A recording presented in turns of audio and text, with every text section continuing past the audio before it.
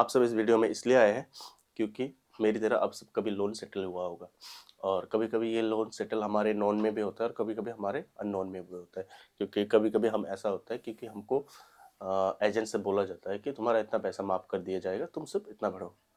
तो वो पैसा कभी माफ़ नहीं होता है, वो भरना ही होता है हमें। लेकिन हाँ, जैसे मेरे केस में क्या हुआ था कि मैंने एक टू व्हीलर लिया था टीवीएस से और उसका लोन भी टीवीएस क्रेडिट से हुआ था। तो उसका मैंने जैसे मान के चलो 36 ईएमआई किया था, तो 35 ईएमआई मैंने पे कर दिया और लास्ट वाले ईएमआई पे मैंने उसका सेटलमेंट किया। और सेटलमेंट का रीज़न ये था कि मेरा जो ईएमआई था ना वो बहुत सारे बाउंस हुए थे और जिस वजह से मेरा फाइन्स लगा था बहुत ज़्यादा, 18 या 19 हज़ार का फ़ाइन लगा था। तो मैंने सोचा कि मैं ये फ़ाइन देने के बजाय मैं इस लोन को सेटल कर लूँ। और सेटल करने के बाद मुझे जो मेरा लास्ट ईएमआई था उससे भी मुझे डिस्काउंट मिल गया कुछ, लाइक मेरा 3172 का ईएमआई था और मुझे भरना पड़ा ओनली 2300। तो मेरा वो सेटल हो गया।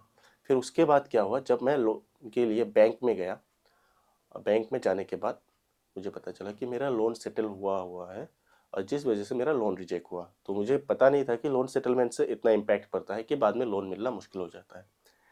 फिर मैंने बैंक वालों से बात की कि भाई ये इसका सॉल्यूशन क्या है, तो उन्होंने बताया कि ये लेंडर ही कर सकता है सिर्फ। फिर मैंने जहाँ से स्कूटी या हाँ स्कूटी लिया था वहाँ गया मैं। वहाँ जाके मैनेजर से बात किया कि भाई ऐसा ऐसा है, मेरा जो लोन था उसमें जो भी पेंडिंग पेमेंट करना है वो मैं कर देता हूँ, मेरा लोन क्लोज करवा। तो उन लोगों ने ट्राई किया, बोला कि नहीं भाई ये ऑलरेडी क्लोज्ड है हमारे हिसाब से और इसको हम रीओपन करके क्लोज नहीं कर सकते।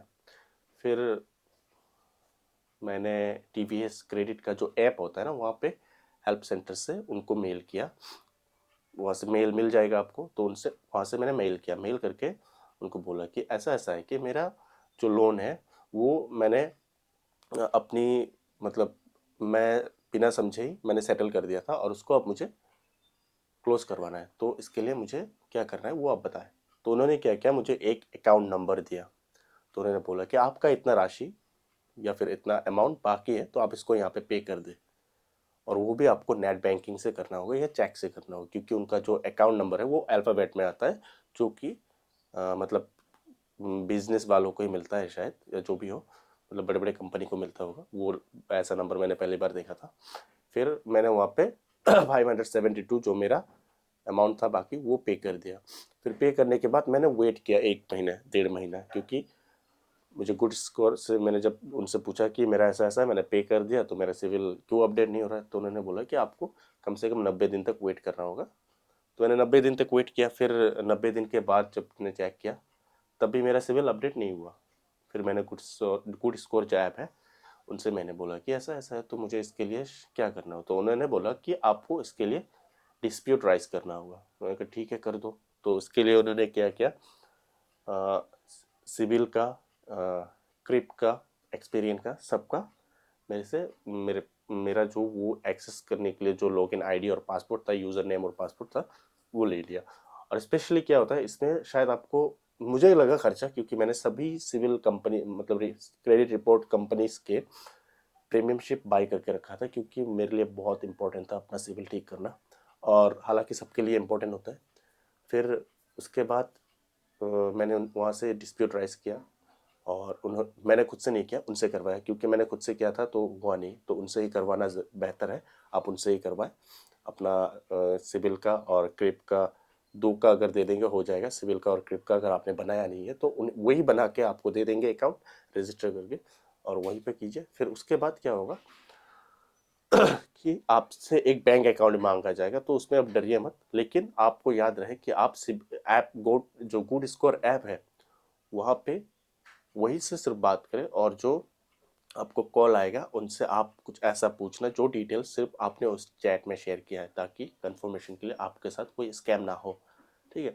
फिर आप उनसे जब डिस्प्यूट राइज करेंगे, राइज करने के बाद मेरा लगभग 10 दिन के अंदर काम हो गया था, क्योंकि अगर ये कंपनी, इनका एक लिमिटेड टाइम होता है सिविल का, और डिस्प्यूट राइज करने के बाद अगर उस लिमिटेड टाइम तक आप मतलब उस लिमिटेड टाइम तक अगर ये क्रेडिट रिपोर्ट कंपनी आपका सिविल अपडेट नहीं करता है तो उनको पर डे का 100 रुपीज़ करके कॉम्पनसेशन भरना होता है। तो ये एक बहुत अच्छा नियम है, ताकि मतलब इसलिए क्योंकि मान के चलो अगर ये नियम कॉम्पोजिशन का नियम नहीं होगा तो वो लोग मतलब सीरियसली नहीं लेंगे। तो जो भी मतलब ये नियम है ये बहुत अच्छा है।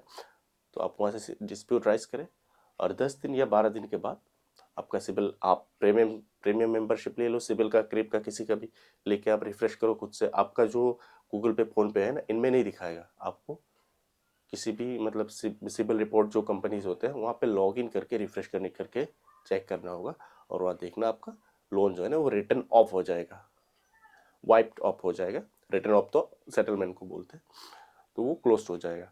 और यही तक था। अगर इसके बाद भी आपको अगर कुछ गाइड मतलब हेल्प चाहिए तो मैं अपना इंस्टाग्राम आईडी या फिर हाँ, मैं अपना इंस्टाग्राम आईडी और व्हाट्सएप नंबर मैं यहाँ पे डाल दूंगा, आप वहाँ पे मुझे कांटेक्ट कर सकते हैं।